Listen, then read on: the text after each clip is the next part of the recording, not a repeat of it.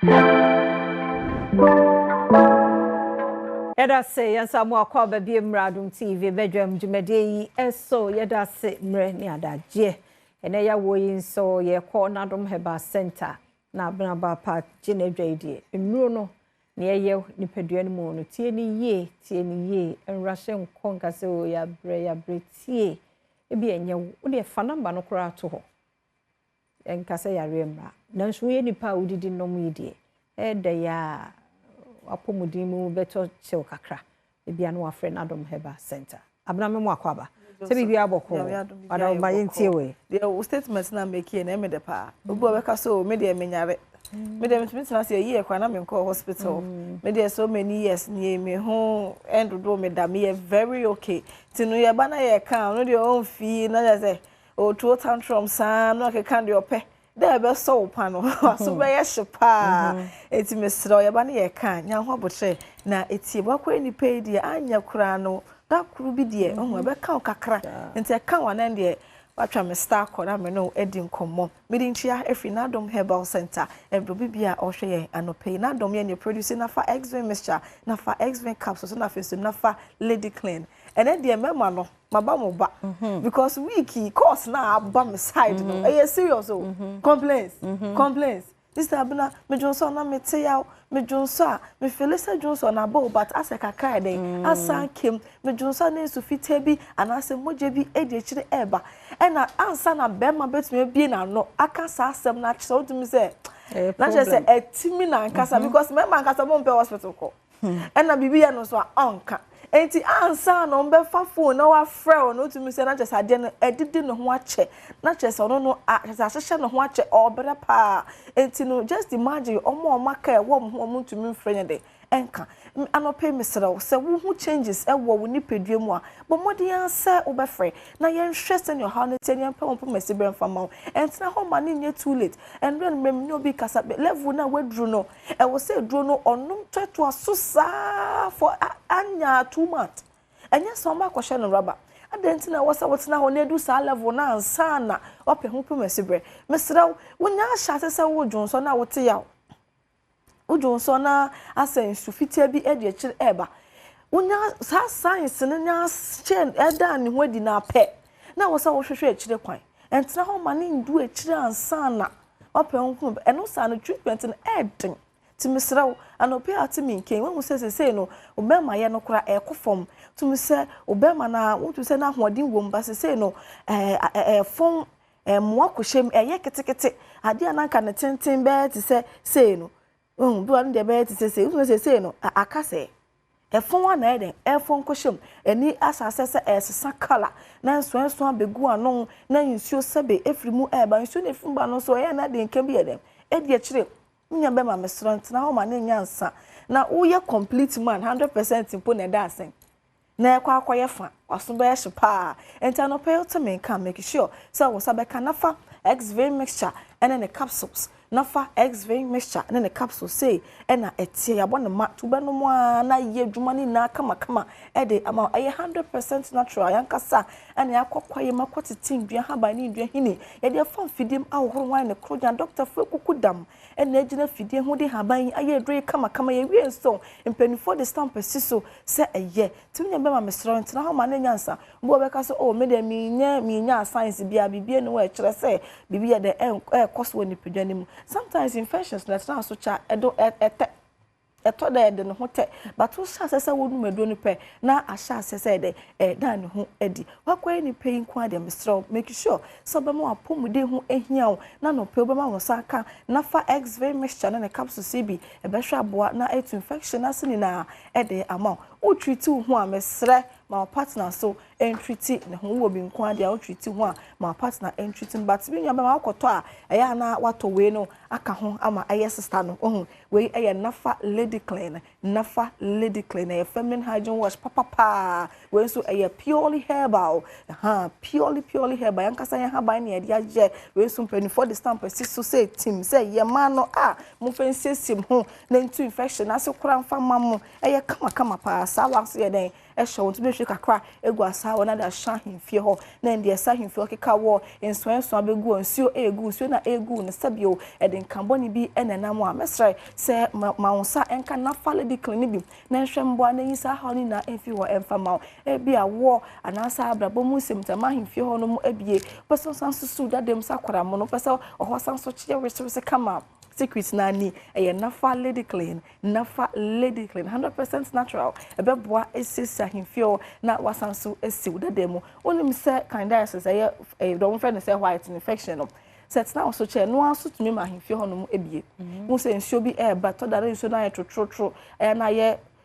bibie wo ho na nka bi nso ye den ewom na ibetuma dem aka na ha adwem pa obi fre no kan ha wa to kan menu su na atata ni so e to ha we go ho na ade koba je say na ha me wo ha adwem pa ti me do mesrawo make sure won be kan na fa lady clean na fa exvim mixture na capsule CB e be hwaboa na ayisa ha ni na fi ho no mo e de ama wo fren fere senyo ha ni tie bi a chechire mu kire me na me ma wadro na ntu ase amfa ma imagine say wenya 25 27 awoko aware no sa stage na ye de pe aware no be ma ne bana so ho no enkoyi sister onkonko bo ho ka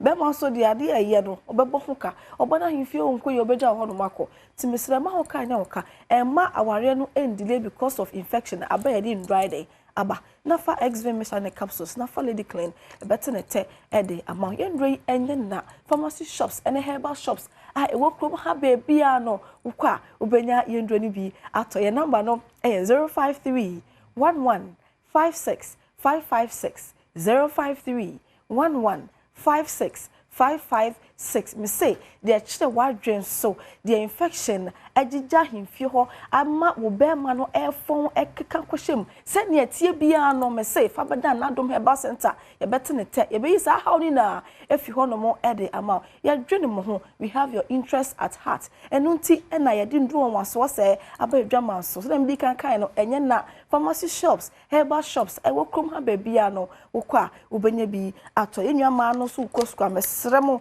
monto bi fanshon bag mu no mo fanko siesium ho no man kwan kofa infection no enfri school mu amfa mafie se sunsuo no aye bibia ho nti no se wusi panties ne anda we na mesre se obeto so emu nyunyun ma nhye ne saa nya saa obetumi enya infection e de afrim nti no wusi na se anwa wi na mba ma na anwa mesre se obeto so na we na aboa ma boa with infection no besi ano e de amount nafa exvim mixture nafa exvim capsules and nafa lady clean kai din no ana so person ni midin komo bi kwa kira frame na yenhwe na me no bedin komo na sane situation ni tie bia no ya pe ho pomasi bre me sanso esi number ni so biom 053 1156 556 053 1156 556 pharmacy shops herbal shops wo krom ha ba bia no ukwa ubenya yendo ni bi ato kana hye nso sa pomudin pa ma asetena pa entimi don tena ho ma yare enje ni pedua no emoso aba Nadom Herbal Center ye di ndu papa se abadwama so sa ka kire mema ni biom de ntia wo so omonom wo se wonom na fa examination ne capsules no because infection no nya be ma etna wo so cha ye be kwa kwasha rubber na stress ni atete ya no kra sand be bra wo no e different issue atete ni sika seye na wo di hospital kuniaba e ma ni ndu sa level nansa enti no discharge no nya sha asese fru be mamu ba odwo nso na wo te ya wonya feeling say wadwo nso but e bia san ka wachira entet na ho ma wo san ka na fa exvim mixture ne capsules ni bi na hwe na yi sa ha ni fi won fa ma me se wo ye complete ma eni kwa say ye de nti so odwo nso na ye da infection na wo je ya o de na o ma o sanka na fa exvim mixture na capsules ni bi na enyi sa ha ni fio ma o ye complete man po na das na wa ye fa aso be she papa eni kwa say ehi e kwa ye nim je o say emu ye de ne kwa say mu infections na this an e ma ni nyina eba a school for mo fra no so e ma ne do mo kwa we no we ni cry pay enough na for fashion bag im na on fa enko because say you know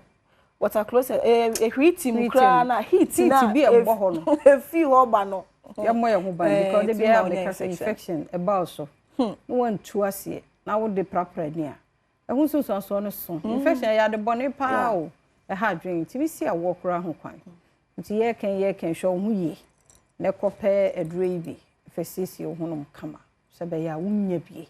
ye mai kwa de infection de wo betime nya because of the way a ya se ho ne tie no we use public washrooms kwa bonti wo ye ma kan hormonal changes scrap to me ma wunya infection de e ma bi mouse but ye ma na beba ti na wo so odi kan kora bo ho ahead answer ti say see number no should be na share the